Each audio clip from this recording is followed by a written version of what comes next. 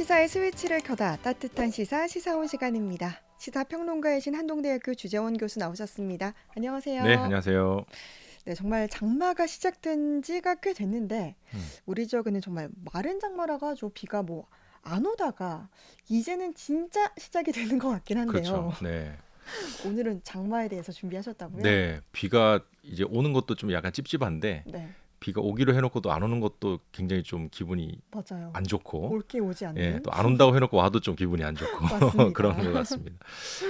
최근에 뭐 정치권 뉴스 보다 보면 이 짜증이 나다 못해서 열받아 죽겠다 하시는 분들 많으시거든요. 네. 22대 국회는 뭐 탄핵 이슈를 벗어나지 못하고 있고 또 개원 국회도 연기가 되고 또 방송통신위원장은 벌써 1년 사이에 3명이나 바뀌고 뭔가 이 대화와 타협이라는 정치의 기본이 무너진 요즘 정치권이 아닌가 싶은데요. 네. 여기에다 더 짜증이 나는 것은 바로 본격적인 장마 시즌에 돌입하면서 이제 높은 습도로 인한 네. 이 불쾌 지수가 증가했기 때문이겠죠. 네.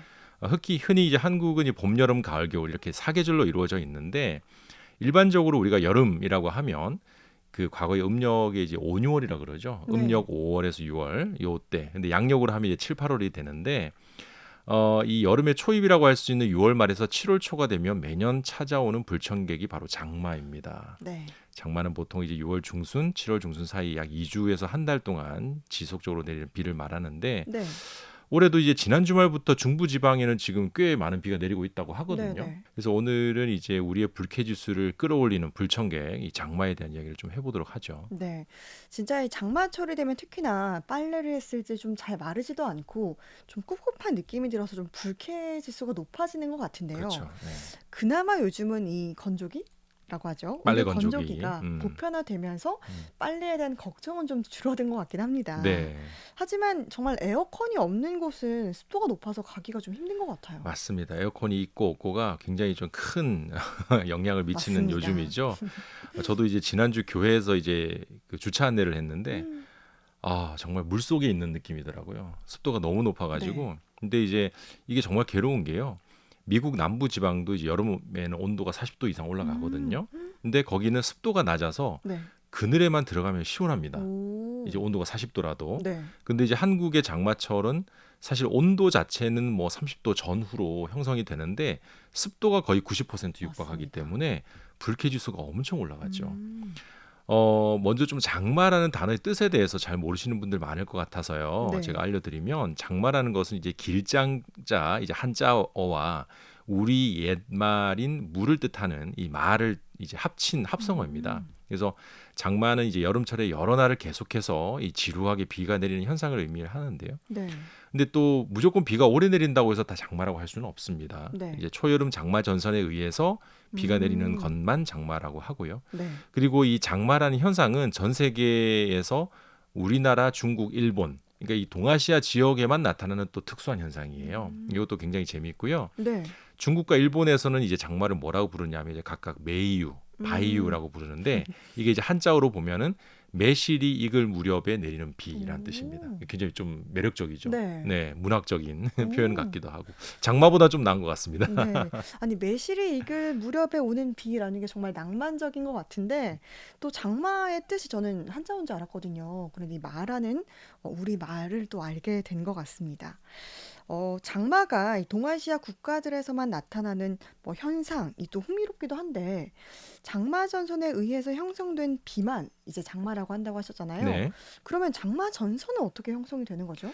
이게 이제 기상학적으로 좀 봐야 되는데요. 우선 이제 전선과 기단의 개념을 좀 설명을 드려야 될 것 같습니다. 이제 네. 기상학에서 기단이라고 하는 거는 온도나 습도 등의 이제 동일한 특성을 지닌 공기의 덩어리, 큰 덩어리를 음, 의미를 하고요. 또 전선이라고 하는 것은 바로 이 다른 특성을 지닌 두 기단이 만나서 생기는 경계를 음, 전선이라고 합니다. 네. 바로 우리나라에서 발생하는 장마 전선은요. 이제 그 북쪽의 오호츠크의 고기압과 남쪽에서 올라오는 북태평양 고기압이 서로 만나면서 형성이 되거든요. 네. 여기서 이제 오호츠크의 고기압은 북쪽에서 내려오는 아주 차갑고 습한 공기 덩어리고요. 네. 북태평양 고기압은 뭐 이상하다시피 남쪽에서 이제 그 올라오는 덥고 습한 공기의 덩어리예요. 둘 다 이제 네. 습도가 굉장히 높은 거죠. 네. 이때 이제 두 기단의 세력이 비슷한 곳에서 서로 음. 팽팽하게 맞서면서 장마 전선이 형성이 되거든요. 네. 근데 이때 두 기단의 세력이 비슷하면 비슷할수록 장마가 길어지고 음. 또 비도 더 많이 내리는 현상이 일어난다고 보시면 될 것 같습니다. 네. 정말 학교 다닐 때 열심히 외웠던 오호츠크의 기단, 북태평양 기단 오랜만에 듣는데 그러면 이 장마 전선이 왜 하필 매년 이 시기쯤에서 형성이 되는지 궁금해요. 그건 이제 두 기단이 어떻게 해서 이제 그 6월 중순, 7월 초에 이제 우리나라에 올라오고 내려오는지를 봐야 되는데 네. 우선 북태평양 고기압은 겨울 동안 이제 하와이 쪽에 이제 머물러 있다가 점차 서쪽으로 이제 쭉 세력을 확장을 합니다. 그리고 음. 이제 6월 중순부터 점차 우리나라 남쪽 해상에 이제 모습을 드러내거든요. 네. 이때부터 이제 태평양 등지에서는 태풍도 또 음. 발생을 하게 되고요. 네. 반면에 이제 오츠크의 고기압은 이제 그 북쪽 러시아 지역에 있는 냉습한 해양성 기단인데 5월과 6월에 걸쳐서 이제 러시아 오츠크에서 이 얼었던 바닷물이 녹기 시작합니다. 네. 그러면 바닷물이 녹으면서 이제 그 어떤 습도가 음. 이제 하늘로 이제 막 유입이 되는 거죠. 네. 이게 그렇게 많이 이제 유입된 이 아주 차갑고 습한 공기가 오호츠크의 고기압을 형성하면서 점차 이제 세력이 확장이 되는 거고요. 네. 그렇게 이제 북쪽의 오호츠크의 고기압과 남쪽의 북태평양 고기압이 서로 확장하다가 딱 만나는 지점이 한반도 주변이에요. 그래서 항상 우리나라는 매년 여름에 이 장마를 음. 피할 수 없다라는 네. 거죠. 그렇게 이제 두 기단의 세력 다툼이 약 한 달 동안 지속이 되는 건데 이 장마라는 게 정말 오랫동안 비가 오는 기간이긴 하지만 또 해마다 기간의 편차도 있잖아요. 그렇습니다. 그리고 어떤 해는 마른 장마라고 해서 비가 거의 내리지 않는 경우도 있는데 좀 신기한 것 같아요. 네, 이 장마 전선이 6월 중순부터 7월 중순까지 약 한 달 정도 영향을 미치긴 하는데 장마 전선이 이제 계속 한 자리 머물러 있지는 않거든요. 네. 이제 그래서 그 오츠크의 고기압과 북태평양 고기압 간의 이제 이 세력 다툼으로 인해서 장마 전선이 뭐 올라가기도 하고 내려가기도 하고 네. 지금 이제 지난주 같은 경우는 이제 장마 전선이 북쪽으로 좀 올라갔었잖아요. 네. 그래서 이제 수도권 일대에 비를 많이 많이 내렸고 오고. 이번 주는 지금 내려온다라는 거잖아요. 네. 그래서 우리 지역에서도 지금 비가 예보되어 있고 네. 이런 상황이기 때문에 이게 이제 움직이는 것이 이제 굉장히 중요한 포인트라고 할 수 있는 거죠. 그래서 이게 이제 장마 전선이 올라가 있는 동안에 아래 남쪽 지역에서는 이제 햇빛이 쨍쨍할 수도 있고 네. 이제 그런 기간이 이제 계속 지속되다가 어느 순간 장마가 끝나버려요. 그러면 네. 우리가 그런 해에는 이제 올해는 마른 장마였다라고 음. 표현을 하기도 합니다. 근데 이제 장마 전선을 두고 벌이는 이제 이 세력 다툼의 승자는 늘 정해져 있습니다. 결국에는 북태평양 고기압이 이기거든요. 우리 음. 고등학교, 중학교 때 배웠죠. 네. 그래서 이 장마가 끝이 나게 되고 7월 중순부터는 이제 본격적으로 북태평양 고기압의 영향을 받아서 이 전형적인 우리나라의 여름 날씨가 시작된다라고 네. 보시면 되겠고요. 이제 그 기상청 자료에 따르면 최근 30년 동안 우리나라 장마 평균 기간이 31, 32일 정도라고 봅니다. 네. 근데 최근 기상 이변이 심화되면서 장마 기간도 계속 변동이 된다고 해요. 네. 그래서 2009년부터는 아예 이 기상청이 장마 발표 예보를 하지 않겠다고 또 선언하기도 했습니다. 네.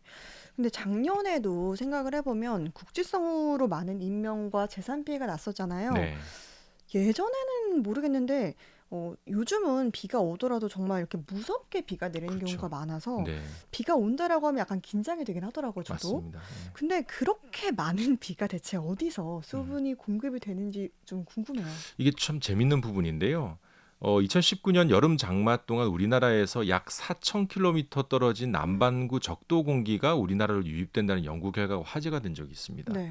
이 바로 경북대 박선영 교수 연구팀이 대기 중 극미량에 존재하는 할로겐 화합물 중에 수브라탄소류의 농도가 매년 장마 기간에만 남반구 적도 지역만큼 급격히 감소하는 것을 확인을 했어요. 네. 참고로 수브라탄소라고 하는 것은 네. 북반구 산업 지역에서 집중 배출되는 물질이기 때문에 이 남반구와 북반구 간의 수브라탄소 농도가 극명하게 차이가 난다고 합니다. 음. 근데 이제 장마철 기간 동안에는 네. 급격하게 농도가 낮아진다는 거죠. 음.